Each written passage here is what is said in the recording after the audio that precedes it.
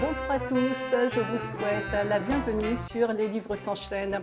Aujourd'hui, je vous présente Survivante de Cédric Cyr, paru aux éditions Michel Lafon.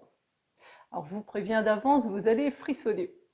On est dans un polar, hein. On est dans un genre que je n'ai pas pour habitude de lire ces dernières années. J'ai lu beaucoup de polars, mais il y a de ça longtemps.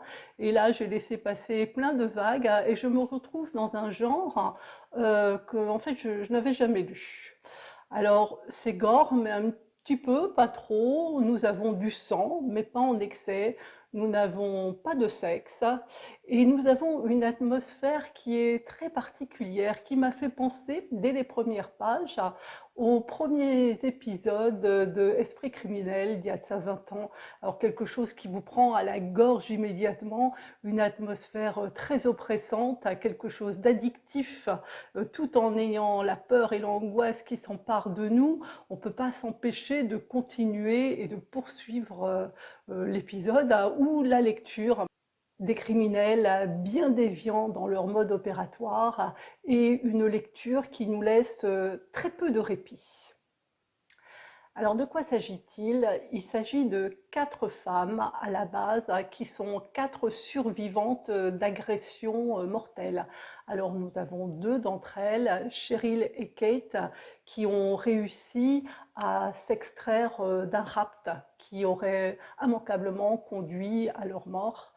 Et nous en avons une, Tania, qui, elle, a réussi à échapper à une chasse à l'homme, à l'homme et à la femme. Ils étaient 2 couples qui étaient pourchassés.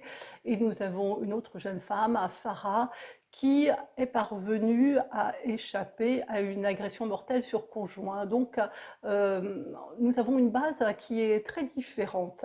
Les 4, elles se retrouvent et elles se rencontrent et elles sont frustrées par les peines qui ont été infligées par la justice à leurs agresseurs. Alors 2 d'entre eux n'ont pas été retrouvés et les peines encourues ne sont pas à la hauteur des agressions qu'elles ont subies. Sur les réseaux, Kate s'aperçoit que son agresseur, Raphaël, est en vie, qu'il vit librement, tranquillement au Portugal et qu'il s'affiche sur les réseaux. Et là, elle décide de former une meute et de partir rendre justice à elle-même. Je ne vais pas vous raconter la suite, parce qu'il va y avoir des revirements de situation complètement incroyables, inattendus. Les expéditions punitives, pourtant bien menées, bien calculées, vont tourner au cauchemar. Ce roman, j'ai beaucoup aimé l'écriture, j'ai beaucoup aimé l'élaboration, la façon dont ce roman est construit. C'est construit d'une façon extrêmement intelligente et qui, pour être franche, pour être honnête avec vous, je l'ai lu 2 fois, je l'ai refermé et je l'ai relu immédiatement pour bien comprendre tous les arcanes qui ont mené à emboîter les éléments les uns dans les autres.